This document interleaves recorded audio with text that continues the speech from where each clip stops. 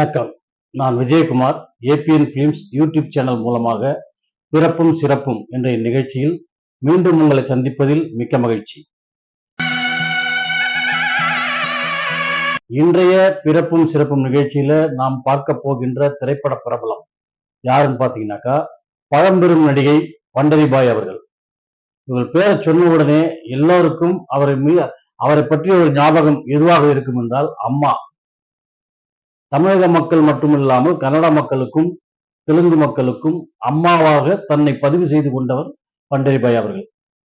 இவர் 1928 செப்டம்பர் மாதம் 18ஆம் தேதி கர்நாடக மாநிலம் பாக்தல் என்ற குக்கிராமத்திலே ரங்காராவ் என்பவருக்கும் காவேரிபாய் என்பவருக்கும் இரண்டாவது மகளாக பிறந்தார்.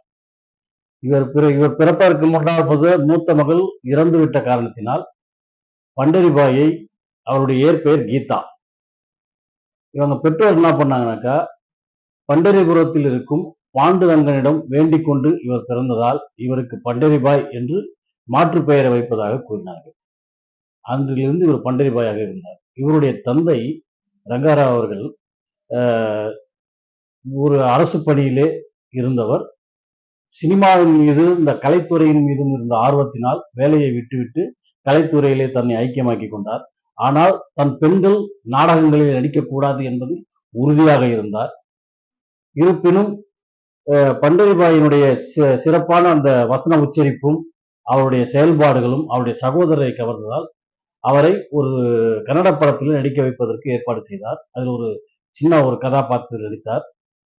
அதன் பிறகு கன்னட படத்திலேயே ஒரு ராஜ்குமார் அவர்களுக்கு ஜோடியாக ஒரு படத்தில் நடித்தார் கதாநாயகியாக. அந்த படம் மாபெரும் வெற்றி அடைந்தது. அதன் பிறகு தமிழிலே முதலாக கலைஞர் வசனத்திலே உருவாக்கப்பட்ட பராசக்தி என்ற படத்தில் சிவாஜி கணேசனுக்கு ஜோடியாக பண்டரிபாய் அவர்கள் கதாநாயகியாக நடித்தார்கள். இப்படி அந்த படத்தில மிக சிறப்பான முறையில் சிவாஜி கணேசன் இன்னும் அவருடைய தங்கைகள் குடும்ப கதைகள்லாம் ஓடிக்கிட்டு இருந்தாலும் பண்டரிபாயனுடைய காட்சி அமைப்பு மிக சிறப்பாக இருக்கும். அதில் அவர் பாடும் அந்த பாடல் மிக பிரசித்தி பெற்றதாக அமைந்தது. ஈழம் பெண்ணின் மனசை தொட்டு போனவரே அப்படிங்கிற பாடல். அந்த பாடல் மூலமாக பண்டரிபாய் அவர்கள் தமிழ் திரையுலகில் மிகவும் பிரசித்தி. அடுத்தபடியாக சிவாஜி கணேசனோடு சேர்ந்து பாடல்களே இல்லாத அந்த நாள் என்ற படத்தில் நடித்தார். அதை அவரே கணவனை மனைவியை கொன்று விட்டதாக காட்டும் காட்சியாக மிக பிரமாதமாக நடித்திருப்பார். அது மட்டும் இல்ல, இவர் கன்னட படங்கள் எல்லாம் பெண்களுக்கு முக்கியத்துவம் தரக்கூடிய கதாபாத்திரமாகவும் பெண்ணுரிமை பேசக்கூடிய கதாபாத்திரமாக தேர்ந்தெடுத்து நடித்ததால் கன்னட உலகத்தினர் இவரை ஒரு வீரத்தாயாக பார்த்தார்கள். அதன் பிறகு தமிழ் திரையுலகில் வந்தது பிறகு எம்ஜிஆருக்கு அம்மாவாக படங்களில் நடித்திருக்கிறார். இவர் நடித்த காட்சிகளை, இவர் நடித்த அந்த கதாபாத்திரத்தை பல ஆண்டுகள் கழித்தும் தமிழ் திரையுலகத்தினர் அவர்கள் அந்த காட்சிகளை பக்குவப்படுத்திக் கொண்டார்கள். எப்படின்னு பாக்குறீங்களா? எம்ஜிஆருக்கு அம்மாவா அடிமை பெண்கிற படத்தில் வச்சிருப்பாங்க. அப்ப அதுல காலில் ஒரு பெரிய சங்கிலியை கட்டிக்கிட்டு ஊர்ல இருக்கிற பெண்களுடைய அடிமைத்தனத்தெல்லாம் போய்கிட்டு இந்த சங்கிலியோட அப்படின்னு அம்மா பிள்ளைக்கு சொல்லுவாங்க. சேம் அதே மாதிரி பாகுபலியில அனுஷ்கா காலில் சங்கிலியை கட்டிக்கிட்டு தன்னுடைய மகன் வருவான், தன்னை காப்பாற்றுவான் அப்படின்னு பார்த்துட்டு இருப்பாங்க. அப்படி ஒரு காட்சி அமைச்சிருப்பாங்க. அதே மாதிரி பார்த்தா பண்டரிபாய் அவர்கள் தெய்வ மகன் அப்படிங்கிற படத்துல சிவாஜிக்கு அம்மாவா இருப்பாங்க. அவருடைய மூத்த மகனை பிரிஞ்சிருப்பாங்க. அவங்க கோயிலுக்கு வரும்போது அந்த மூத்த மகன் வருவாரு. ரெண்டு பேரும் ஒருத்தர் பார்ப்பாங்க. இவனை எங்கேயோ பார்த்த மாதிரி இருக்குது அப்படின்னு அந்த தாய் மனசு இதை பார்த்து அப்படியே அந்த காட்சி அவ்வளவு பிரமாதமா இருக்கும். அதை அப்படியே தளபதி படத்துல ஸ்ரீவித்யாவுக்கும் ரஜினிகாந்துக்கும் வைத்திருப்பார்கள்.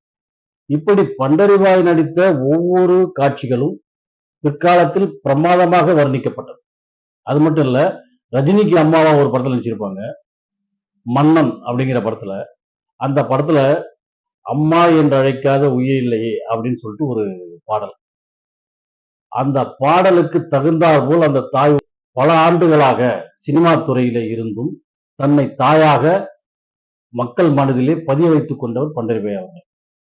சிவாஜிக்கும் எம்ஜிஆருக்கும் ஜோடியா நடிச்சுட்டு கூட சிவாஜிக்கு எம்ஜிஆருக்கும் அவரே அக்காவா, அண்ணியா, அம்மாவா, இப்படி எல்லா கேரக்டர்லையும் நடிச்சிருக்கிறாங்க. நடிச்ச ஒரே நடிகை இவங்க தான். அதுவும் இவங்க நடிக்க ஆரம்பிச்ச காலகட்டத்துல அம்மா கதாபாத்திரத்துல வந்து கண்ணாம்பா கொடிகட்டி பிறந்தாங்க. அவங்களையே ஓரங்கட்டக்கூடிய அளவுக்கு இவர்களுடைய கதாபாத்திரங்கள் மாறியது. இப்படி தன் வாழ்நாளிலே நடிப்பால் மக்களை கவர்ந்து தனக்கு கொடுக்கப்பட்ட கதாபாத்திரத்தை மிக சரியாக பயன்படுத்தி அதை மக்களிடம் கொண்டு சேர்த்தவர் பண்டரிபாய் அவர்கள். அப்படி சிறப்புமிக்க ஒரு சிறந்த நடிகையான பண்டரிபாய் அவர்களின் பிறந்த தினமான செப்டம்பர் 18 தாயின் தினமாக கொண்டாடுவோம் என்று கூறி விடைபெறுகிறேன். நன்றி, வணக்கம்.